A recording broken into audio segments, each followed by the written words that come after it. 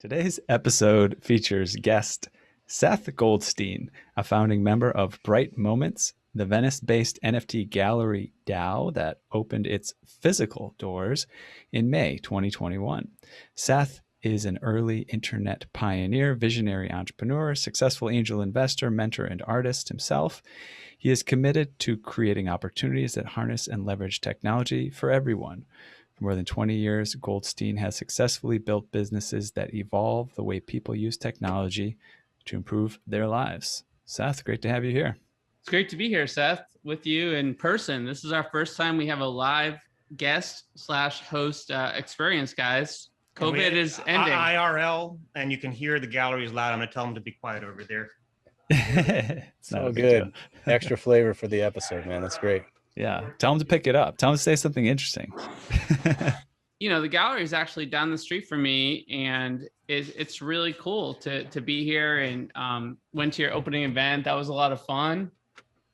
People are really ready to socialize and drink. That was very clear. Did anybody get rowdy? or should we not talk about that? The pendulum is starting to swing the other way. It hasn't swung all the way the other way, but I think by the time like July comes, there's going to be a lot of excess. Yeah, pent up demand, put it that way. We didn't get a chance to experience it though. Like tell Ethan and I and the listeners what the story is with Bright Moments. Like, how did it even come to be?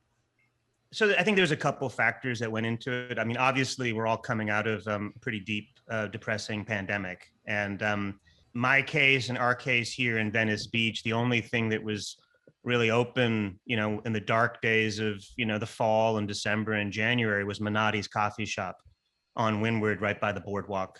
And so I would trudge out, every morning with my partner, Christy or whomever, and we get our coffee, and that's where we meet people who were also kind of trapped in for the day. And that's where a lot of the conversation started.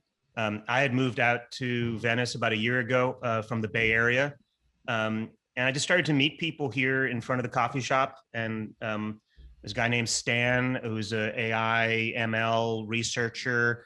There's a guy named Greg Sipes, who turns out is the voice of Beast Boy and Michelangelo, Teenage Mutant Ninja Turtle. And nice. We know that guy who sang the song for Teenage Mutant Ninja Turtles.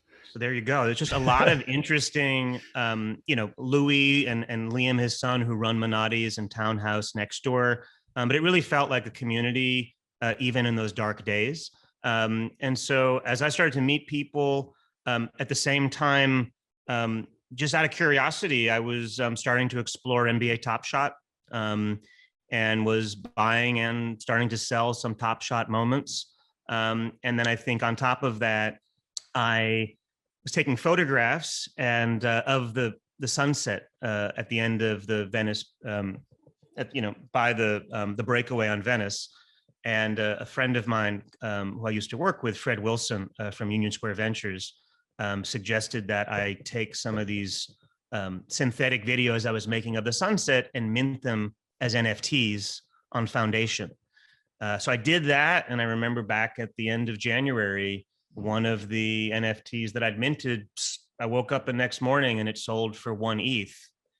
And sort of, I just kind of stepped back and said, wow, this is a new file format, right? That there's a big unlock that's happening with NFTs where the same type of file or asset class that I was buying and selling on NBA Top Shot, I was also creating and selling through Foundation with my photographs, right? And so the light bulb went off was, well, as we come out of the pandemic, wouldn't it be awesome to create something for the community in the form of an art gallery where instead of having to have physical paintings and artworks, you could just have displays, large displays with Wi-Fi, and you could change the art constantly. And yet, given the fact that each of the artworks was an NFT, there could be a QR code attached to it, and people coming to this gallery could scan them and learn more about them and even buy them. So it's a long-winded way of saying of kind of how it came about. I heard an interview with Beeple recently, and he was talking about the idea of, isn't it cool that now with NFTs, you could have multiple galleries showing the same artwork at the same time. And he talked about it in sort of both a very liberal and then a potentially sanctioned way. So, for example, he said, yeah, anybody could show my work anywhere they want. That's a thing, and you could do that. You don't necessarily, unless there's some sort of license around it, but you don't have to do that. But then he said there may be space for artists then to come in and say, yes, but if you want to have officially sanctioned show, there's also maybe a way to do that as well. So offers interesting possibilities. I think that that observation is a good segue to the fact that you went a step further. You created a DAO for this gallery, and our listeners are probably wondering, what is a DAO and how did you come up with that? So a DAO is, as many people know, it's a decentralized autonomous organization. It dates back, I believe, to 2016, kind of the original like MakerDAO that caused a lot of trouble in the world of ETH in terms of a fork, et cetera. But the whole concept of a DAO, in the same way that, you know, Bitcoin is programmable money, DAOs are programmable corporations. They are decentralized, they're on chain, they're all tokenized, and they operate and they're governed by voting of the token holders. My whole career was, 25 years of doing startups in the traditional sense, which is either a C Corp or a S Corp or an LLC with angel fiat money and then seed capital and then venture capital and then going public or getting acquired. But I've been fascinated by some of the, not just the currency speculation, obviously, of the crypto world, but the utilities. How do we learn from decentralization and apply that to organizational behavior and leadership and building holistic, healthy, sustainable communities that have profit motives, but are flatter than your typical startup where you've got one or two or three founders with the bulk of the equity and then one investor with, the next bulk of equity, and then it just trickles down, and the people actually doing the work have less and less. And I think one of the hopes here by doing this as a DAO is to be able to engage the community who are all bringing different values and advantages to this community. So it's not just that you're an accredited investor, because we're not selling tokens. We are providing tokens to different members of the community who are helping to open up this gallery. So somebody might be the one who's doing all the physical implementation of the screens and hanging them and organizing it. Somebody else is curating different artists to, for display. Somebody else is working on, software for displaying the NFTs. So there's different people bringing different things to the table, but they're all, being rewarded with BRT tokens, which are the Bright Moments tokens of the DAO. So a follow-up question about the DAO, and that is, when I say the DAO, right, it sounds like the Tao Te Ching. I'm sure you don't necessarily have expertise in that. The follow-up question is, I haven't been part of a DAO yet, would love to be soon, and maybe even build a DAO. In organizations where I know there is sort of voting and debating and things like that, sometimes it could actually get kind of overwhelming. It's kind of hard to actually get things done because of all that. How have you seen that play a role, or haven't you? Or do you have any experience or thoughts about that in terms of getting things done and also letting people have a voice in it at the same time? Concept that I've taken to heart in terms of, I guess, what they call progressive decentralization, so that it starts centralized, right? So I started this and I handpicked a group of people to get involved, and that circle of people is expanding, but ultimately it will be fully decentralized such that I won't have any more influence or power as anybody else. We're all going to have an equal amount of tokens in the DAO. But I think in terms of tooling and structuring the organization initially, making sure they're all good eggs, making sure that there's a diversity of opinions, that it's not all yes people. That's kind of what I'm bringing to the table as a, OG serial entrepreneur. But then moving forward, there are going to be key areas, strategic choices we have to make in terms of awarding artist grants, right? Or choosing what other cities we want to expand to, which will be voted on by the DAO. right? And the way that works, in our case, very simply, there's 40 different members that each have 25,000 BRT tokens, right? And in order to vote on a proposal, you need to be able to show that you have 25,000 BRT tokens in a token gated Discord channel to be able to enter and then vote on chain, through Snapshot, right? Yeah. So it's, that the tokens are very literally, they're your admission ticket to being able to vote as a member of the DAO, right? Yeah. And in the old world of starting a company, you have a board of directors, you have observers, you have your co-founders, you have to file things with the Secretary of State. The way that decisions get made is oftentimes behind the scenes in conversation with your lead investor or conversation with your co-founder. There's a level of radical transparency here with the DAO that I think makes it exciting. And I think given some of the unintended consequences of hyper growth capitalism, that we've seen with Facebook and Uber and WeWork, I think we all want a kinder way of doing capitalism. And I hope and I believe that tokenized communities and DAOs in particular offer that. Yeah, totally. So we heard you have your own NFTs as well as having governance tokens there, and these are called Venetians. Can you tell us a little bit about that? Yeah. So the primary user experience is, as an NFT gallery, is people come in and they can see NFTs that are brilliant and beautiful and on large screens and are compelling and engaging in ways that looking at them on your iPhone or your desktop are not, right? So that's step one. Is, we're open 12 to 7 every day. We have art openings every Thursday. There's a lot of programming scheduled, including tomorrow we're having the Tao of DAO speaker series here. But so that first use case is somebody walks in off the street, they scan a QR code, which brings them to brightmoments.io, which is our website. And on our website, you can see what you're looking at on the screens in the gallery.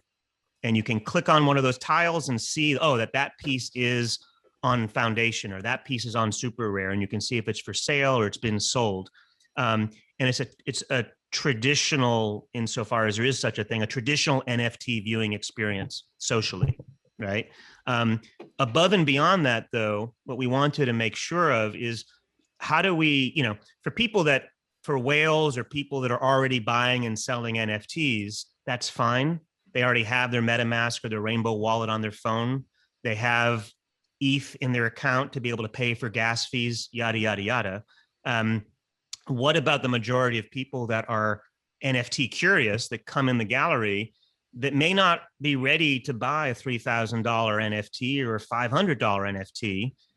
How do we engage them and move them kind of down the path and down the funnel of moving from being crypto curious and NFT curious to actually having a crypto Ethereum wallet opened and owning an NFT, right?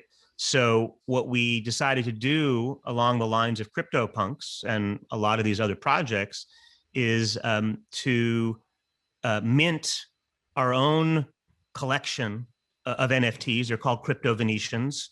We have an amazing illustrator who's designed them. They'll be generated as a smart contract on art blocks. There's 200,000 possibilities, of which only 1,000 are going to be minted and listed. And the idea is, starting in a few weeks, everybody, up to 10 people a day in the gallery will get a magic ticket, which will have 2 QR codes. One will be, they'll scan it with a Ethereum wallet on their phone, and it will reveal 1 BRT token. And they will then send that token to the second QR code, which is an Ethereum smart contract address, to actually mint their own crypto Venetian that will get revealed to them in the gallery.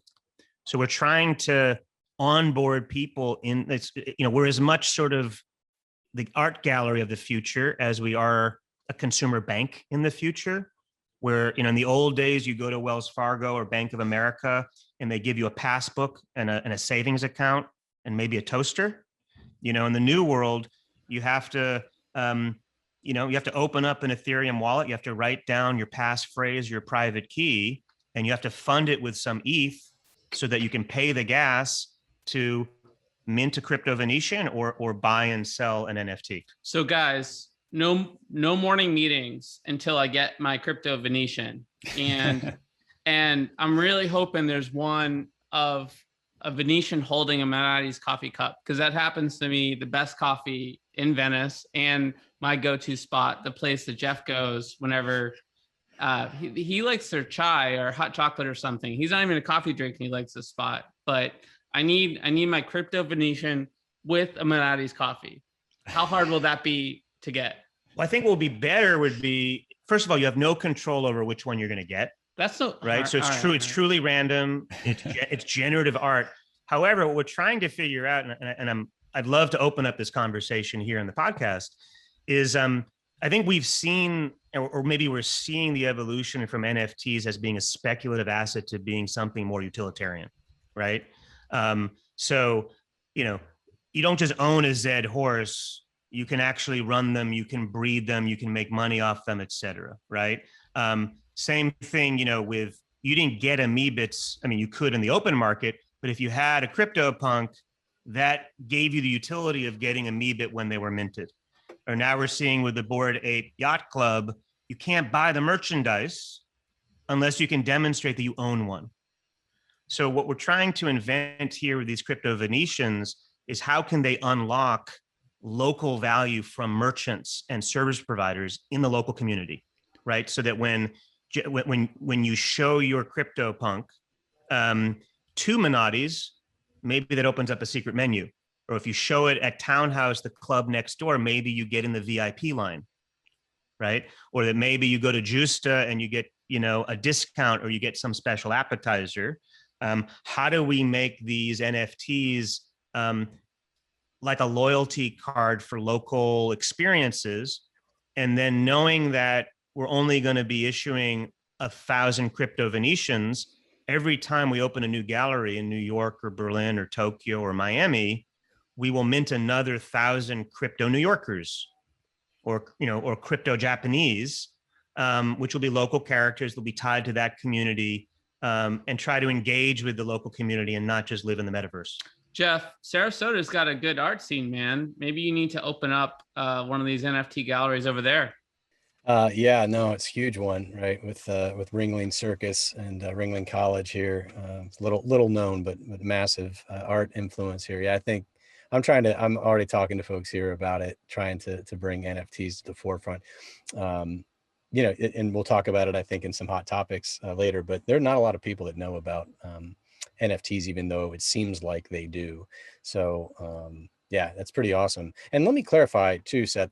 So when someone comes to the gallery, that is what affords them the opportunity to acquire a crypto Venetian, right? They just have to pay the gas. It's their presence that unlocks that opportunity. Is that correct? Yeah, we want to tie it to somebody actually being here and not randos speculating remotely, right? I think a lot of what we're trying to figure out and prototype here is, as the world comes out of quarantine, how do we want to engage socially and culturally, right? The location of the Bright Moments Genesis Gallery is almost equidistant from the boardwalk in Abbot Kinney, right? I think of it like, Coney Island meets Hauser and Wirth, high art and mass culture. And so, we're very much trying to tap into what the world looks like post-pandemic. NFTs aren't going away. Crypto's not going away, but it's going to come out into the open. It's going to be something that we do together as people, not that we do isolated behind our screens at home. And so the extent to which we want to be leaders there, figuring out, safe, obviously, and hygienic ways for people to connect. But there's no reason that, not only is there no reason that these crypto NFT experiences should be solo, I think there's actually much more richness when people together, physically, socially come together around some of these ideas and some of these new asset classes. Sorry, just real quick, the coming together thing is so interesting to me, where we're coming out of this pandemic, we're coming out of this remote only environment, and community, right, is at the center of all of this. what other means do you have or plans do you have to help nurture community for owners of Crypto Venetians and patrons of Bright Moments? So I'll give you a couple examples. And again, these are just prototypes. One is we had a opening a couple weeks ago. We had a great live jazz band, and it was sort of a celebration of Rahsaan Roland Kirk, who was a sort of a out jazz saxophonist, from the 60s, Awesome. who wrote, who had a great album called Bright Moments and a great track called Bright Moments. And that's where the idea of the name of the gallery came from. And Carlos Nino, who's a music producer and DJ, put together, 3 amazing musicians. And almost ad hoc, we had this idea of, well, why don't we take the flyer for the event, and we minted it as an NFT on Foundation, with all the proceeds going to the live jazz performers, right? So while the concert was happening, there was a live auction on Foundation of the concert poster. Foundation didn't have splits implemented yet, but we would have used that. Instead, I just split the proceeds to 4 ETH wallets of the jazz musicians, one of whom already had one, 3 of whom opened up new ETH wallets to get paid for the gig, right? So if, another example, we've got a DAO member, dinner in a couple of weeks, and Travis Lett, who's an amazing chef and visionary entrepreneur who created Justa and Jelena, is going to be cooking. And we started talking yesterday about, do we make, if there's 40 people to come to the dinner, is each plate its own NFT with a QR code on the plate that you buy, and then you fill your plate with food, and all the proceeds, get immediately transferred to the kitchen staff and the waiters, right? That we really want to use this physical location as a way of prototyping new ways of using NFTs in non-traditional ways that are more rooted to day-to-day life, and thinking about ETH as a Visa card or PayPal. We really want to do as much on-chain as possible. We know there are gas fees, and there's a lot of volatility in the price of ETH. But I think as a community, my feeling is the more we're doing on-chain, the more we're doing natively, using ETH wallets, using NFTs as a file format above and beyond artwork, the better we're all going to be positioned in the future. And we're probably going to build IP and products here that we could roll out in other locations in the future. That's great, man. Do you guys have a Discord channel or someplace for community members to connect? We do have a Discord channel. We have Telegram, and as I mentioned, when the logistics of distributing the Crypto Venetian NFTs start with giving visitors to the gallery a BRT token, right? So you'll earn a token simply by coming in and starting that process. And that's a way of getting you into the community as well. That's amazing stuff. That's great. By the way, you just made me think of this. Have you ever heard of the, what is it called? The Super Show, the last great jam of the 60s? No. Check it out. It's a concert where Eric Clapton was there, Buddy Guy was there, but also Rahsaan Roland Kirk and the Modern Jazz Quartet, and all these different jazz and rock musicians are all jamming in the same place. Very, very cool to check out. I appreciate the Rahsaan Roland Kirk reference as a jazz musician myself. Cool. Have you started to get any inbound interest for galleries elsewhere? I think we're starting to. My sense is New York. The locations that seem to keep popping up would be New York, Tokyo, Miami, Mexico City, and probably Berlin. So if there's any listeners out there that are interested in NFTs and galleries and DAOs, please follow up with us. We're looking to grow quickly and take a lot of the lessons. I mean, if you think about what Bright Moments is, it's basically just an MVP of a product. It's a pop-up. We have this space until the end of September. We're building a lot of software based on what we're learning from live people coming through the gallery. We have realized, for example, that the native way of experiencing NFTs in a real world gallery format is like a playlist. It wasn't obvious to me months ago, but now it is, that you have 30 to 40 NFTs, like you have 30 to 40 songs in a playlist. And a playlist can be grouped by genre, right? It can be 3D rendering NFTs, or it could be the most expensive NFTs, you know, from the last week, or it could be the most valuable LeBron James Top Shot moments, or the most recently purchased, you know, CryptoPunks. I mean, there's just infinite ways of slicing and dicing playlists of NFTs the same way you would do with Spotify playlists. So we're making tools to make it easy to create NFT playlists across different platforms, and then ways of displaying those playlists. Ultimately, if we have 10, 20 galleries that are all live, then one artist or one creator or one celebrity will be able to drop an NFT and have it go live to people at the same time across multiple locations at the same time. And that's really exciting. It's very exciting.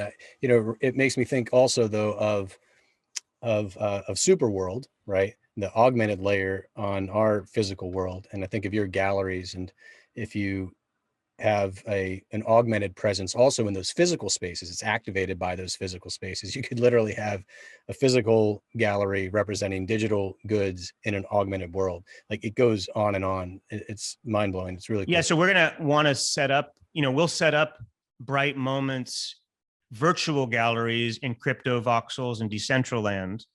And the flip side is we could sell virtual real estate in the physical gallery here. Yeah. It starts to get mind boggling. You know, I mean, already, I think a couple months ago, NFTs were a big head fuck. And now I think we're getting used to them a little bit. I think DAOs are kind of the next bright, shiny object that we're all trying to wrestle with and understand the implications. My sense is after we all process what DAOs mean, virtual real estate will be the next thing that we try to wrap our heads around. I'm not sure what comes after that. So guys, who owns the Bright Moments gallery in Superworld? Do you have it, Seth? I don't know in Superworld, but I know that I was talking to a collector today who has a beautiful plot of beachside land in Crypto Voxels that he's going to lend to us to do a pop-up. So we'll have a virtual pop-up as well as a physical pop-up. Awesome. That's really cool, man. So, you know, you've done a lot of different startups over the years, including ones in digital advertising and online music. Just to change the subject for a moment, how do you see NFTs fitting into those worlds as we move forward? To me, when I think about what an NFT is, it's just a file format with ownership attached to it. And the reason I'm so bullish, you know, regardless of the price of ETH or the price of, you know, a particular NFT, is it's like a JPEG or a PDF or an MP3 file, right? There's so many different uses of those file formats, depending on whether you're a lawyer or you're a writer or a pornographer, right? It's just it's a kind of a neutral file format. In the case of NFTs, I think there are so many different vertical applications of them. Yes, we may have seen a bubble in the, you know, high art, Beeple, contemporary art NFT world, but I think that was just to get this whole thing going. There's going to be a lot of real world applications of NFTs. It's important for us, I think, here at the gallery, to not just be NFT art, but also be NFT collectibles, right? That you know, in the old days, you'd go to the Pokemon store or the Magic the Gathering store or the baseball card store. I think in the future, you'll come to Bright Moments, right? There's no reason why we can't be the baseball card memorabilia store and Sotheby's and some, you know, super funky hot gallery, you know, in Venice. So your NFTs could theoretically integrate brand sponsorships and music. Sure. Yeah, why not? You know, I think to your point about, well, my own evolution, you know, I started as a kid in theater. I was always interested in the arts. You know, I got early involved in the web in 1995. I started one of the first online advertising companies called Site Specific. We were the first customer of DoubleClick, and I saw that that game and that world of Web 1 to Web 2 play out. And I just think there's something really magical about NFTs in terms of the way it has galvanized the creative community that up until now just didn't know how to monetize itself. And there's a amount of creativity that's exciting. We'll see where it goes. But I think the combination of the commercialization of ETH wallets, right? That it's easier and easier to open up a Rainbow wallet or a MetaMask wallet and start doing things with it. And the fact that coming out of the pandemic, we know what to do with a QR code, right? A year ago or a year and a half ago, maybe 10% of the people would know what to do with a QR code when they saw one. Now it's got to be 80%. And so I think that's another way that this whole world gets unlocked. So as you think about the future, as a fan of NFTs, as a collector of NFTs, as an entrepreneur making waves in NFTs, what are the projects that you see outside of what we're talking about here today that are going to be here making waves in the next 3, 5, 10 years? It's a big question, right? I mean, one of the things that I don't know if I'm answering the question, but what I love is this, the idea that NFTs enable sort of a reimagining of old ways, right? So when I was in New York, in the late 80s and 90s, you had off-track betting, right? OTB parlors, and you had these old guys in polyester suits taking all the money they made and banging their newspapers and yelling horses to go on the closed caption.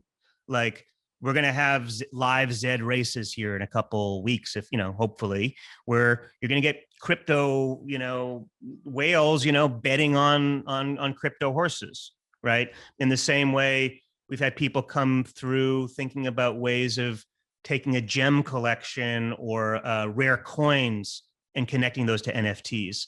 We talked about real estate. We're seeing in sports and memorabilia, in merch, right? All of these kind of in ticketing, right? All these old world experiences, I think, have an opportunity to get reimagined in the world of NFTs as a file format, right? It's just a better way of doing business. I think decentralization is the master theme here that connects everything we're talking about, from Bitcoin and Coinbase and Ethereum to DeFi to NFTs to DAOs. And I think it's going to continue to spread. We've seen some examples of Hollywood starting to think, in a more progressive, decentralized way. Like, why wouldn't a movie just be structured as an NFT with all the cast members and all the crew members being part of that smart contract? And every time the movie gets streamed, it's a microtransaction, gets released to everybody involved, right? So there's just a lot of ways you can take it. Thanks for attempting that question. I was like, that's a big question. That's exactly what you said at first. That's a big question. Yeah, it always is. Yeah. Well, we're looking to the future and we're trying to stay on the edge of NFT, guys. Hey, so much good information here. So much good content. Fellas, you ready to make a move to Edge Quick Hitters, learn a little bit more about Seth on a personal level? Oh yeah. This is gonna be fun. All right. I'm ready. All right. Well, as a reminder, Edge Quick Hitters are a fun, quick way to get to know you a little bit better. There's 10 questions and we're looking for short, single word or few word responses, but feel free to expand if you get the urge. All right, let's dive in. Question 1, what's the first thing you remember ever purchasing in your life? And when you say you remember, is that like I purchased myself or I got my parents to buy for me? Because I have a very distinct memory of getting a Big Track, which was like this robotic tank thing that I got for Hanukkah. And nice. I was insistent on getting it. I don't think I had the funds to buy it myself, but I got it and my brother broke it the first fucking night of Hanukkah. Oh, I think that counts. It's clearly had an impact. You bought it with your sweetness and, extorted them through your whining. I'm sure that could count as some type of purchase. But now I'm super curious. What did you buy with your own money? What was the first? Wow. I bought like a broken down Toyota pickup truck from my Aunt Gail for like $1,000 as my first car. Does that count? Yep. I Oh, had there a you go. Toyota too. Yeah. It definitely does. All right, number 2. What is the first thing you remember ever selling in your life? So I used to work when I was 7 years old. I made $1.50 an hour working at Outermost Kites in Provincetown on Cape Cod in Massachusetts. It was my first job, and I was selling kites. Right on. So number 3, what is the most recent thing you purchased? I would say with purchasing and selling, I guess the example is, early, and this was, critical for starting the gallery here and kind of going down this rabbit hole. I bought a Jokic, top shot moment for like 300 or 400 bucks before he was voted to the All-Star team in early February. And then a couple weeks later, I sold it for $2,000. I hope the IRS isn't listening. I think you might have bought that for me, actually. Okay. But, like that was a big moment for me to realize like this was real, that there were real buyers, there were real sellers, there was real price appreciation happening. For years on the internet, we always talked about turning things into stock markets, right? Stock market of ideas, stock market, like the idea, the number of business plans I saw about people saying, oh, you're going to be able to buy and sell up and coming bands as if they're stocks. None of it worked out, right? You really needed to have the blockchain. You needed to have some of these like Dapper and Flow and some of these platforms to enable these kinds of transactions to happen in a decentralized way. Indeed. So besides the Jokic card or moment, what is the most recent thing you sold? Recent thing I sold. I have an amazing collection of old computers, like antique computers, like Altairs and IMSIs and Commodores. I sold an old cryptographic machine called a NEMA at an auction house about a year ago. The most prized possession I have that's not for sale is I have an original edition from I think 1690 of Jeremy Bentham's Panopticon, which is kind of the canonical example of the prison of the future, where there's a kind of a guard in the middle that can see into all of the prisoners' rooms, but the prisoners can't see the guard. And they use the Panopticon, if you've heard of it, as sort of the metaphor for the surveillance society that we live in. And I have a copy of that. I got to bring in this. That's interesting that you have that. I got to bring in this kind of funny story. So in my neighborhood in Brooklyn, there were some projects nearby where I was living several years ago, and every once in a while they would bring in this police thing where it was like a crane, right? It had a base and had the crane that went up, and then there's like a little windowed thing where somebody could be in there like looking out, but you couldn't see who was in it.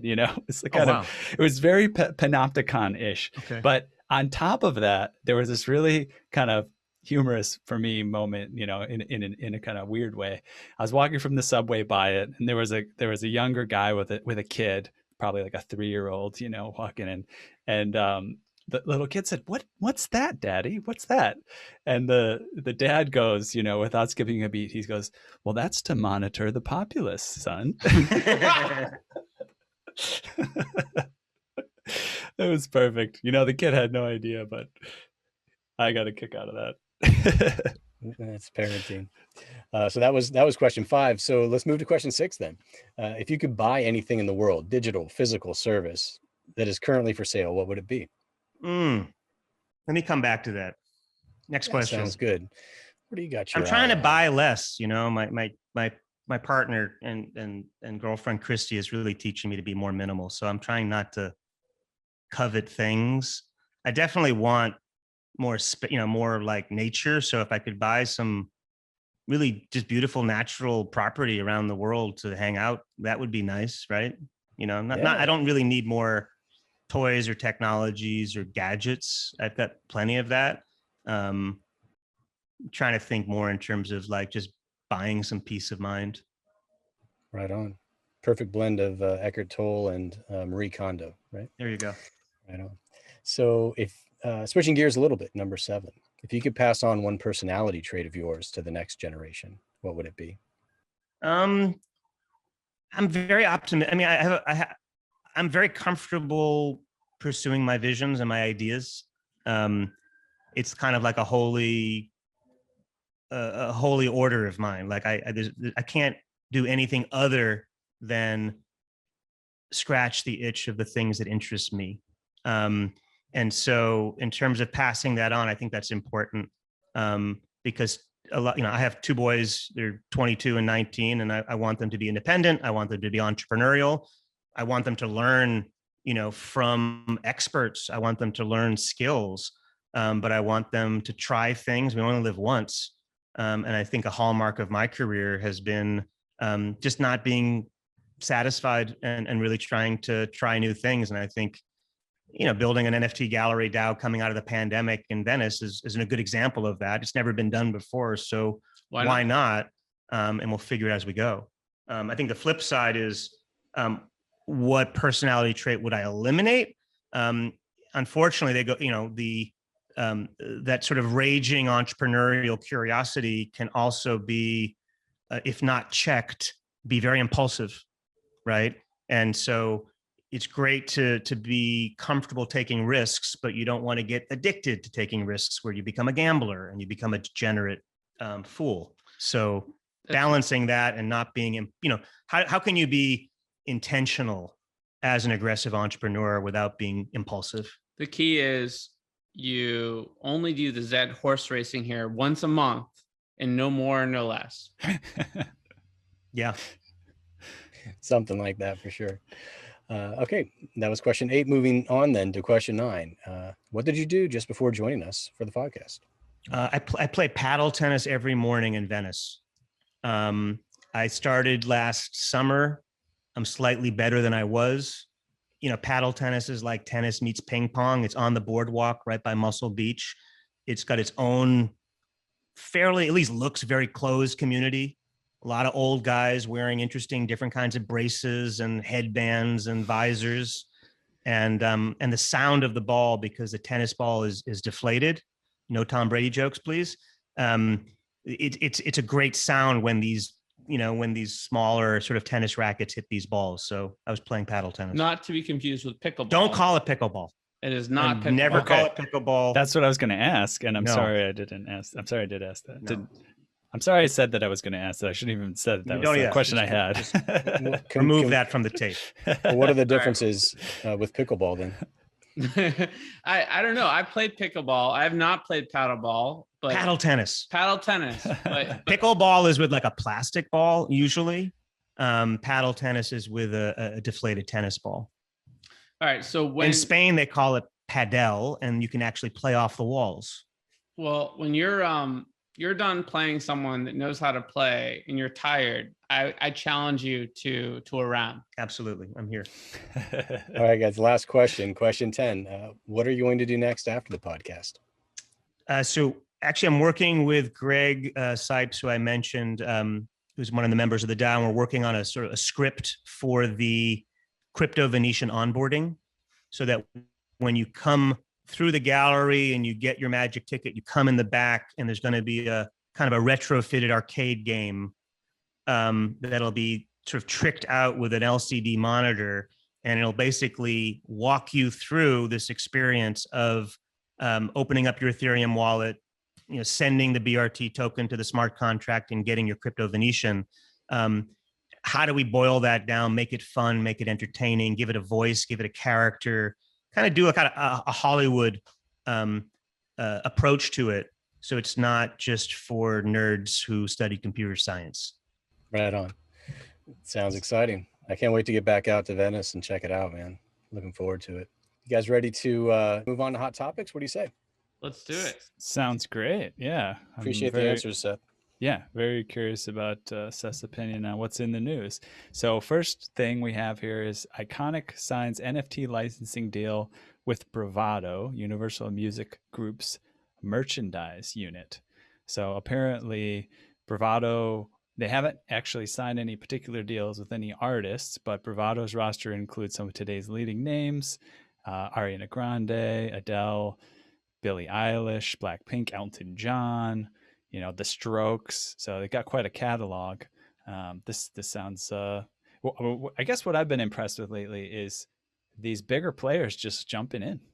I mean, there's ones that aren't, but there's ones that are. they're kind of ready to hit the ground running. I feel like they felt like they were late to the game a couple times the last decade, and they're like, we're not going to do that again. Well, I think also just from a timing perspective, if this recent wave of NFTs sort of bubbled over in February, you can imagine all of the biz dev and corp dev and strategy groups within all the labels, within the entertainment studios, we're working overtime to come up with a strategy that will probably show up over the course of this summer going into the fall. So I think, these are some examples of, things have been in works for a couple of months. Have you noticed, Seth, anyone, because you're stepping forward and the people that you're working with are stepping forward and jumping in, coming to you for assistance, consultation, anything along those lines? Or are you guys trying to keep to yourselves with your heads down? How's that looking? No, absolutely. I mean, we're making ourselves available to any artist or creator or entertainer that are interested in exploring NFTs. I mean, there's a learning curve really for anybody, and for most people there's people that own crypto because they have Bitcoin in their Robinhood account. That's very different than someone who knows how to send ETH to a certain address or use a dApp, right? And so I think, there's kind of crypto 101 of any entertainer, any artist, just kind of understanding the basics of how this new world works and how to be flexible and fluid with it. And then, as an artist, how do they want to express themselves? How do they want to do something unique that's not just derivative, that doesn't look like they're just jumping on to make a quick buck? And so we've talked to really awesome, hip hop, stars and different artists and activists and painters and, you name it, who are trying to get their, their feet wet and trying to learn how to mint and list their own NFTs. And that's part of the gallery is we have creator grants that we give out to help either existing NFT artists exhibit in the gallery or artists that haven't done NFTs do their first NFTs. So the answer is yes. And I think, man, when folks like Bravado start getting in the mix or Iconic, you're bringing another level of marketing and community building expertise to the space that, when combined with the technical expertise of knowing how to navigate the world of NFTs and the community that's already supportive of artists and brands like what are listed in the article, there's a recipe for some really, really fun and innovative things that I think we're just scratching the surface of so far. We've had some cool releases, but this is just the tip of the iceberg. And I do think when we go back into the point of the news about Universal, when we go back to in-person concerts and events and festivals, you're going to see a ton of QR codes that lead to NFTs in merch booths, right? And even on stage, you're going to have artists that, as part of their visuals, are showing NFTs behind the main stage that are for sale, by the 100,000 people at Coachella in the audience jumping around. They can scan and they can bid on it. So I think when we do come back from this pandemic and we start to reaggregate with each other at these festivals and at these events and at these sporting events as well, the combination of NFTs and the adoption of QR codes is going to add a different commercial layer that never existed before in the States, that we always knew was there in China with WhatsApp and QR codes, but never quite broke over for us the way it will now. Right. Let's hit the next piece of news here. Nobel Prize winning data on cancer treatments is the focus of a Berkeley NFT contest. So apparently the Berkeley owns data that is Nobel Prize winning, and it was something that was purchased as an NFT or is in talks to be purchased, something like this. And there's a talk on topic of what we're talking about today of formation of a DAO to purchase that by alumni. Jeff, did you notice any other interesting aspects of this article? Yeah, look, for me, when you see a institution like Berkeley, get into the world of NFTs, like, it's making its way into the mainstream, right? Educational institutions, as innovative as they try to be, tend not to be, the first people on the train, for these things. This is pretty early for a university to, I think, start to get involved in something like this. But it opens the door creatively to how do we generate revenue and support, for the university with the resources that we have. So plenty of universities have partnered with venture capital firms, private equity firms to take the technologies that they develop, the research that they do, and make profit from it. Right? They license it, or they run joint ventures. So that's been there for a long time, but I think it's exciting to see that they're jumping in on the NFT side of things and viewing it, I think, maybe from a very similar lens, especially in a time when I think a lot of people are opting not to go to university. Yeah, I mean, that's what comes to mind for me is I think colleges are going to have to change it up to survive in the same way they do now. And I think this opens up a much bigger question around uh, co-investing, co-creating with students and alumni, and generating creative sources of revenue for colleges, while not cutting out the others that are contributing to that ecosystem. And I think the idea that we sell our data to Facebook is not too much different than people that create ideas and inventions while at school, similar athletes that perform, where the colleges get all that revenue. Yeah, I mean, before the pandemic, you were seeing some really interesting innovations in income sharing arrangements, and Lambda School, and ways of effectively treating students as if they were products that you could invest in, right, in lieu of them paying full freight. I know Indiana University was doing some interesting stuff. It's going to be really interesting now to see whether it's Berkeley or other places. Why aren't we? Why wouldn't a seminar be structured as a DAO? Why wouldn't the students, who are studying computer science, each be an NFT that people could invest in or buy a fractional piece of? We're going to see a lot of these concepts that are playing out in the metaverse, in the crypto art and DeFi world, I think start to be applied in real world university environments, because this, the Berkeleys and, the schools that really know how to navigate this are going to be way better off than those that don't. You've done some venture capital. Doesn't it come down to team at the end of the day? I mean, that the team is a big part of the equation. Sure. The team and how they're incentivized, and how ownership works, and how decisions get made. Great perspective. Thanks for sharing that. I'll jump to the next article here so we can squeeze in the next two here. We've got just a question as the title of this one. Is there a role for NFTs in travel? Recently, Lotex introduced a new product that allows travelers to mint exclusive digital assets based on proof of travel. Called Pebble Tracker, the hardware is able to capture and cryptographically sign real-world data such as location, climate, motion, and light using a built-in secure element similar to the ones used in smartphones or Face ID. I mean, the first place I think of NFTs in travel is travel rewards, but I guess that's already kind of nailed down. I don't know exactly if they're going to convert those to some sort of cryptocurrencies or something like that. Might be down the pipeline soon. To me, it's all about proving you are where you say you are, right? It's like proof of attendance tokens or proof of participation tokens. It's saying that I am at Bright Moments.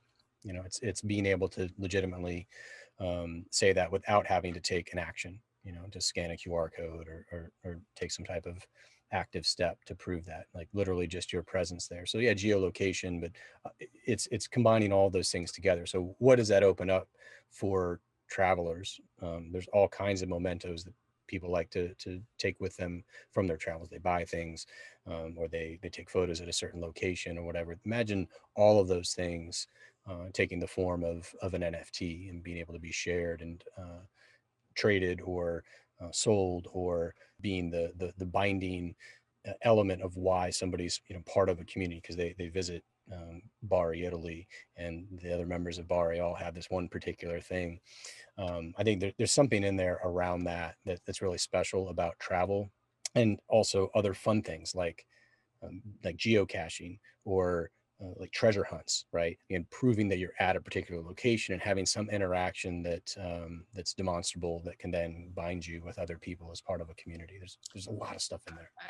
I can think of dozens of companies that have tried to make this a thing over the years, but it becomes another app, another check-in. If this can be done seamlessly with something, an easy tool, and NFTs make that better, then it kind of goes to our conversation earlier. Then sure, it's going to work because there's friction there that NFTs could potentially cut out of the equation. Yeah, it just makes me think, if you've ever gone to a beautiful foreign location or a third world country and you're interested in real estate and it's so complicated to own a piece of land somewhere. Like my mom was in Dominica in the Caribbean, and there's beautiful places, but sort of how do you know what you're buying is actually the rights to the property, right? But I think what NFTs are going to provide over the years to come is kind of a common framework to crowd fund and crowdsource some of these opportunities and give it a kind of a common language, back to, QR codes and NFTs and ETH. I think we'll be able to do things around the world much easier with much less friction than we have been able to. Yeah, agreed. Let's hop to the next article here. NFTs for high school athletes. Baller TV's new plan pushes the conversation. So yeah, what if you could trade trading cards for the local kid who you think's going to be the next, Kobe Bryant or something like that? Would you do it? Do we think it's right? To me, this conversation is all about just ownership of who you are, owning the rights to yourself, to everything you do, to what you put out into the world, and having a piece of it. And like the NCAA has been, constraining that for college athletes and throughout its entire existence, and that's shifting now. I think one of the things from the article talked about Governor Newsom in California signing a law that will go into effect in 2023 that will allow college athletes to hire agents and profit from endorsements, which is, I think, the right thing to do. But high school athletes should have that same opportunity, or high school entertainers, whatever their talents are. If people want to share their talents, I think they have every right to be able to do that, to earn a living, to make a profit, and to not have their creations taken by third parties or governed by third parties without their consent. Yeah, that's an interesting piece of it. Like having it, like just drawing the line a little bit more, particularly between the individual, their ownership of it versus others who might try to take ownership of it. If you're a 15-year-old, star running back, why wouldn't you spin up a on-chain LLC and issue, and mint, 10 million tokens, right, under your own name, and basically create your own currency, your own economy? I think there's going to be workarounds where people are going to be able to do this and have a lot more control, and start to, there's always been a moment of pride if you see, I watched Zion, early. I saw his early mixtape before, he was on the radar. But I think what these tokenized communities are doing is they're really rewarding the early adopters with a financial stake, right? RAC has done a great job, with this, with some of his, tokenizing his music, followers and community. So I imagine younger and younger athletes can use these kinds of token strategies to create communities where the first adopters are stakeholders. Yeah, it's going to be also interesting what technology do they adopt. You got Rally, who we'll have on the show soon, that has sort of some cool options for creators. You've got what these guys are doing, and then you got whatever Tom Brady's cooking up, which I'm sure will be awesome because it's Tom Brady. Had to get it in. Waiting for the moment. Slip in Tom Brady. I got it. Well, I don't know. I think it's just cool. Having control of your likeness and your creations, to me, is paramount. And NFTs and crypto are helping to make that a reality, and very, very quickly. So very cool stuff.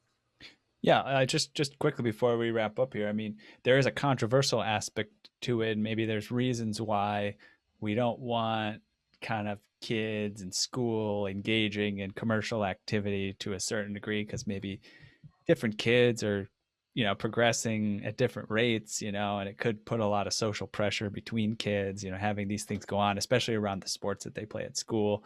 I think, I don't know that I would be on that side of the argument, but it's interesting to sort of bring that in and see that as something that might be want to be avoided. It can also, you look at kids that have become superstar entertainers, right, from an early age, and we see that kind of thing can really mess around with their development. Yeah. It's inevitable, guys. I think it's going to be challenging for the local economies. How's the grocery store going to convince kids to bag groceries and work the cashier's systems if they can make money playing video games and doing what they love? I think this is going to be a capitalistic crisis and opportunity for the evolution of our job market. Well, in some senses, maybe it's fitting right in with the way the economy is going. Robots taking our jobs anyway, right? Right now we got bag your own groceries for the most part in a lot of stores. And then, pretty soon there'll probably be a robot where you just hand them your cart and they'll take care of it. Indeed. Well, I think that's Hot Topics. Yeah. Yeah. Good stuff today. Yeah. Well, Seth, man, really amazing chatting with you today and learning about everything you're doing. I can't wait to get out there in person and hang out over there at the gallery and come to some of your events. Really exciting stuff. Yeah, and we're open, 12 to 7 every day. We've got lots of good art openings. Jeff Davis's show is June 24th, Thursday. Jeff is a co-founder of Art Blocks, and he has 10 new pieces that he's going to be minting and we'll be auctioning off here in the gallery. And we've got just a bunch of good stuff happening over the summer. And tell people again how they can get a crypto Venetian, right? That's kind of a fun way for people to engage. Yep. Starting that week. So starting on the 22nd of June, we're going to be dropping our first set of crypto Venetians to visitors to the gallery. And so if you come here, it'll be first come, first serve. And you will walk out with your own NFT. You will have to pay for the gas fee, but otherwise it's free. You're free to resell it. And we're trying to, again, just, connect it to the local community, making it something that's useful and valuable as a passport or as a loyalty card above and beyond its speculative interest. And where can folks go online to learn more about Bright Moments and also the other projects you're working on? Yeah, so they can go to brightmoments.io, which is the gallery website, and Instagram is Bright Moments Gallery. Again, I'm Seth Goldstein, so sethgoldstein.com will tell you more about me. I have another project I'm working on that will, play off of all this in the future, which is nftinsurance.io, which is a way of underwriting, insurance for your NFT assets. In the same way you can purchase flight insurance or you can buy insurance for things in your house. You're going to want to insure your digital crypto assets as well. So working on that. But otherwise, just would love to have people come by and show up in person here in Venice. And thanks for the opportunity to share some of this. Awesome. Yeah, get out there, everybody. Yeah. And by the way, Seth, we love what you're doing and would love to help our listeners get involved. So if anyone wants to reach out and talk with us about potential art galleries all over the world or artists that they might want to feature or, would recommend for the gallery, hit us up at Edge of NFT and social. And if we can be helpful and support what the gallery is doing, we'd love to contribute. Okay, well, I think we've reached the outer limit at the Edge of NFTs today. Thanks for exploring with us. We've got space for more adventures on this starship, so invite your friends and recruit some cool strangers that will make this journey all so much better. How? Go to iTunes right now, rate us, and say something cool. Then go to edgeofnft.com to dive further down the rabbit hole. Thanks again.